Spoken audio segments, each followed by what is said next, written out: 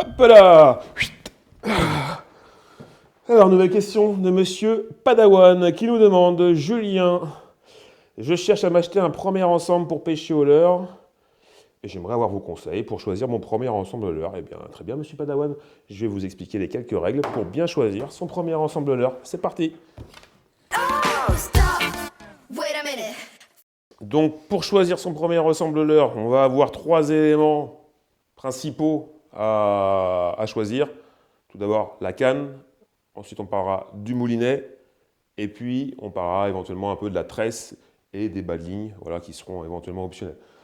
On commence par les cannes. Hop là. Moi, je vais vous présenter cette canne ici, qui est typiquement la canne idéale pour débuter. Donc, qu'est-ce que j'appelle une canne idéale? Vous verrez qu'il y a beaucoup de pêcheurs, quand ils veulent débuter la pêche au leurre, qui veulent une canne à tout faire. On a tous eu cette demande-là quand on débutait. Donc voilà, je veux une canne pour pêcher la perche, le sandre, le brochet, le silure. Au fur et à mesure de l'expérience, on se rend compte très très vite que c'est vraiment impossible et qu'une canne peut être bonne partout, mais elle n'excellera nulle part.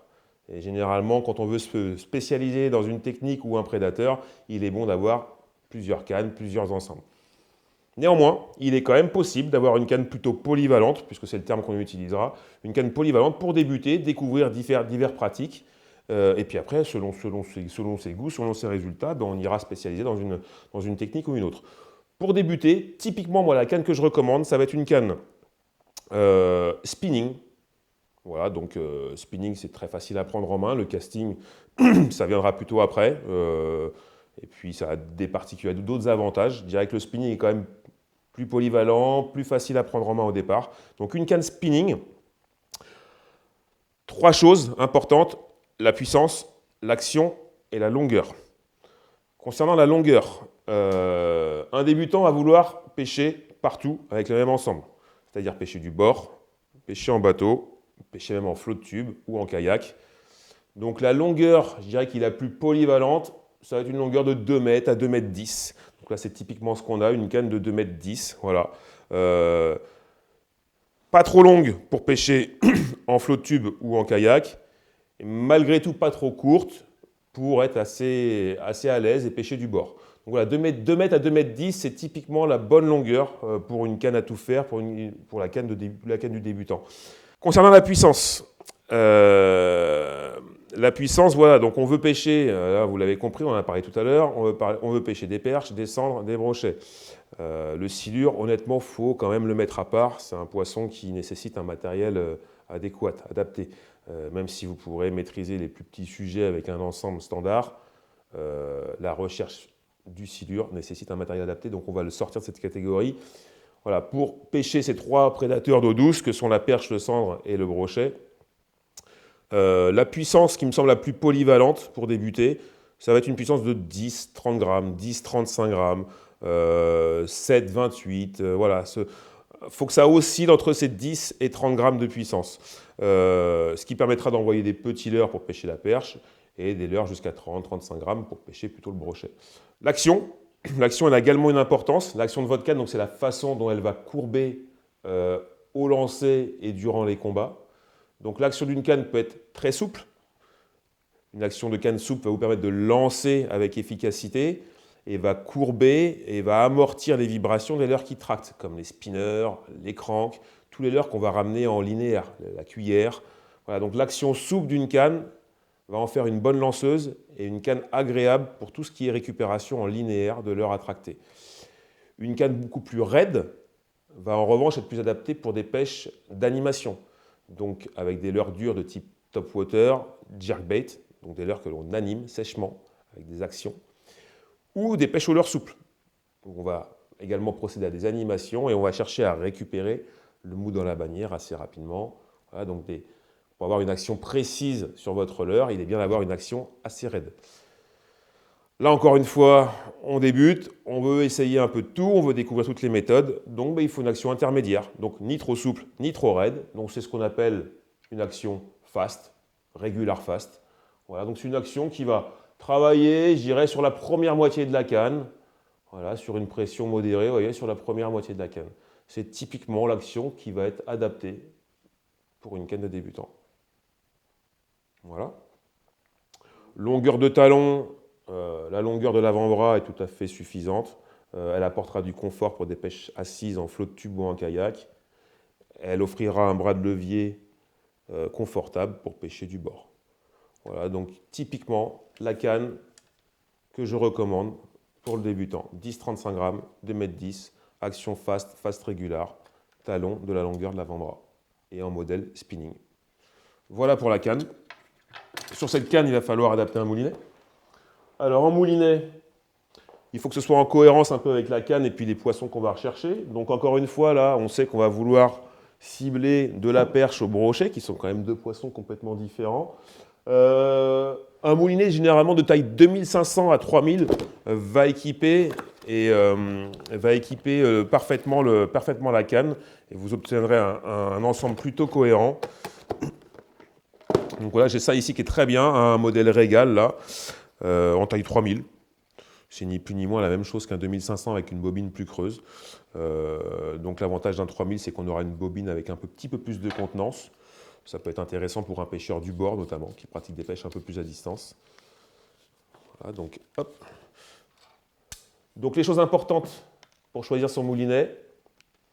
Donc la contenance, même si voilà, généralement, là, même un moulinet de 1500 à 2000, aujourd'hui, on lui met aisément 100 mètres de tresse, ça suffit amplement pour pêcher au leurre. On pêche rarement on pêche pas à plus de 100 mètres au leurre, on pêche à 30 mètres, on lance son leurre. Si le poisson vous prend 20 mètres, c'est le maximum. Donc 50 mètres de fil, ça suffira amplement. Donc voilà, la contenance n'est pas pour moi un critère déterminant. Ce qui est le plus important, ça va être plutôt le poids. Donc le poids, l'intérêt, je vais me lever pour vous montrer quand même, mais quand on vient mettre un moulinet, on met sa main en position. C'est bien d'avoir un ensemble qui est équilibré. Alors vous voyez, là, je ne triche pas du tout. Ma canne, elle reste parfaitement à l'horizontale.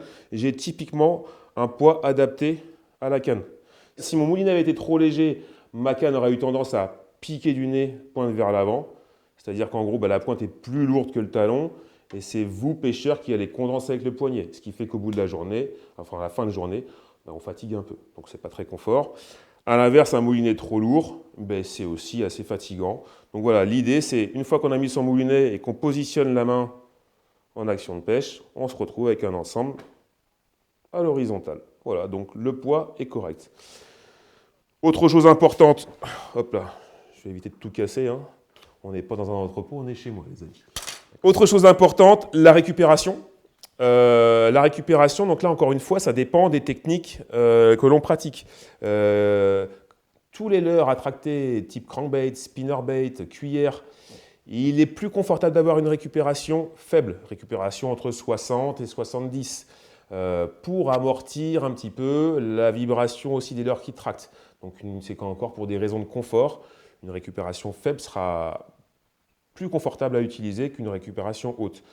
A l'inverse, pour des pêches au leurre souple, des pêches au jerkbait, topwater, où on procède à des animations, et donc on tend sa bannière pour la détendre, il est important d'avoir une récupération plus forte pour récupérer rapidement le mou dans la bannière et du coup garder tout le temps le contact avec son leurre et donc toujours garder un contact avec sa bannière. Donc la forte récupération vous permettra de récupérer le mou plus rapidement sans avoir à faire 3-4 tours de moulinet. Donc c'est encore pour des raisons de confort. Récupération forte, plutôt destinée à des pêches d'animation. Récupération faible à des pêches en linéaire. On veut faire un peu de tout, donc on prend une récupération intermédiaire, c'est-à-dire entre 70 et 75. C'est typiquement les récupérations adaptées quand on veut faire un peu de tout. Vous pouvez quand même malgré tout opter pour une récupération supérieure à 75, car en conditions de pêche, il est quand même beaucoup plus facile de ralentir sa récupération que de l'accélérer. Donc voilà, si vous avez une récupération de 80 ou un peu plus, et que vous pêchez avec des cranks ou des spinners, ou des cuillères et que vous voulez pêcher un peu plus lentement, il est plus facile de ralentir sa récupération que de mouliner comme un cinglé. Évidemment, plus vous montez en budget, plus vous avez des moulinets qui tournent de manière fluide. Aujourd'hui, à partir de 50, 60, 70 €, vous avez des moulinets de très bonne facture dans le commerce.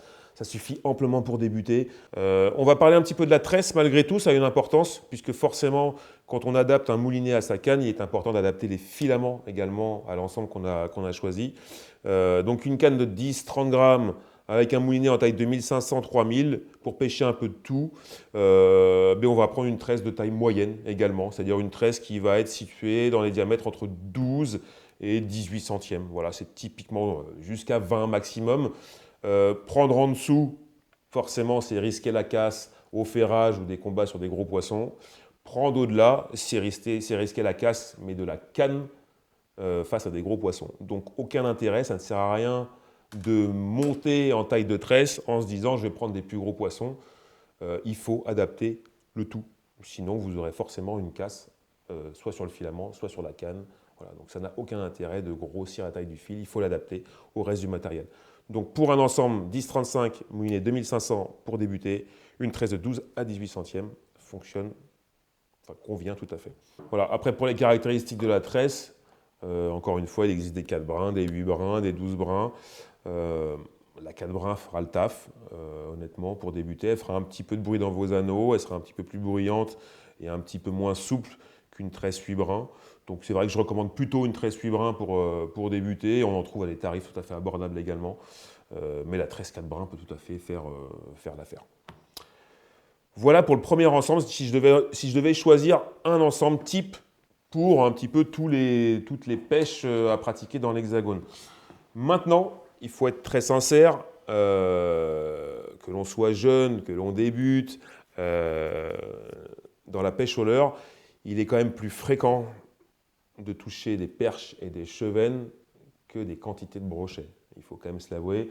Donc c'est vrai qu'en ayant une canne de 10-35, des perches ou des chevennes de taille moyenne, je dirais qu'on a une canne qui est un petit peu forte pour les poissons pêchés. Et auquel cas, si vous pêchez des petits milieux et que vous êtes quand même plus souvent amené à toucher ces poissons, il est peut-être préférable de choisir, pour privilégier le plaisir, hein, la notion de plaisir, de privilégier un ensemble un peu plus light.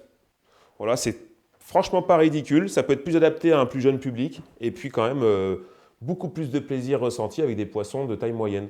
C'est pour ça que moi j'ai envie de vous présenter un deuxième ensemble qui me semble aussi très bien pour débuter. Hop. Donc on va retrouver à peu près les mêmes caractéristiques. Ce qui va changer finalement, la longueur, on garde la même chose, on reste sur une longueur de 2,10 m. L'action, même chose, on reste sur une puissance, hop, tac, voilà, plutôt fast régular. Voilà, donc bonne lanceuse, mais malgré tout assez raide pour pouvoir procéder à quelques animations au leurre souple, à des pêches d'animation. En revanche, vous l'aurez compris, on va choisir une puissance un peu plus light pour lancer et animer plus correctement des leurres de petite taille, et puis pour avoir une canne qui procure plus de plaisir sur des poissons de taille plus modérée. Donc là, une puissance de 2 à 10 grammes, 5 à 15 grammes, comprise voilà, entre 2 et 15 grammes, sera plus adaptée à des pêches de chevennes, de perches, et ne vous empêcheront pas de maîtriser un brochet de 50, 60, 70. Hein, voilà. Si le milieu s'y prête, il n'y a pas de problème, hein, vous pouvez prendre de très beaux poissons. Donc voilà, même caractéristique, juste une puissance plus légère. Vous l'aurez compris, si la canne est un petit peu moins puissante, un petit peu plus fine et un petit peu plus légère, eh bien, elle nécessite forcément un moulinet un peu plus léger. Donc là, tout à l'heure, on avait un moulinet en taille 3000. Là, un moulinet taille 2500, même 2000 suffira amplement. On aura un ensemble. Donc l'idée, c'est de retrouver un petit peu l'équilibre qu'on avait sur le premier ensemble. Donc on va vérifier que ça colle. Hop, donc je place mon moulinet. Honnêtement, je pense pour une 2,10, c'est plutôt un 2000 qu'il me faut. Bon, là, j'ai un 2500 sous la main, mais écoutez, c'est pas déconnant. Alors vous voyez quand même que à 2500, j'ai ma pointe qui a tendance à partir vers le haut. Donc le moulinet est un tout petit peu lourd ici. Donc oui, voilà, c'est plus ce que je pensais. C'est que sur une 2,10 grammes, une 5,15 grammes, un moulinet taille 2000 suffira amplement. Voilà, on est juste... C'est pas mal, hein. Honnêtement, c'est pas mal. Voilà, quand vous restez dans ces proportions-là et que la canne ne part pas pointe complètement vers le haut, vous êtes sur un équilibre tout à fait confortable. Donc voilà, plutôt taille de moulinet, plutôt taille 2000 à 2500. Et puis forcément, la logique veut qu'on adapte aussi la tresse. Donc la tresse, plutôt autant sur le premier ensemble, on était sur des diamètres de 12 à 18. Autant sur un ensemble de 10 grammes, 3,14 ici, 5,14. Eh bien, on va être plutôt sur une tresse de 8 à 14 centièmes max. Voilà, 8 à 12 idéalement tout à fait adapté pour des perches, la perche, du chevenne, des brochets de taille moyenne. Voilà. Si on veut ajouter une dernière chose, puisque ça fait aussi partie de l'ensemble, on peut parler bas de ligne. Maintenant, le bas de ligne, il doit pas être choisi en fonction des ensembles, mais en fonction du poisson que vous recherchez. Donc là, ce n'est pas du tout l'ensemble qui va déterminer la taille du bas de ligne, c'est bien le prédateur que vous recherchez.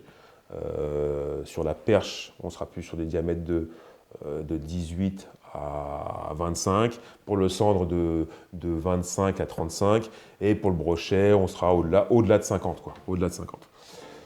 Voilà, je pense avoir fait le tour. J'espère vous avoir donné toutes les clés pour choisir votre premier ensemble de leurre. Monsieur Padawan, si vous nous regardez toujours, vous savez désormais comment devenir un vrai Jedi des rivières. Allez, on passe à la question suivante.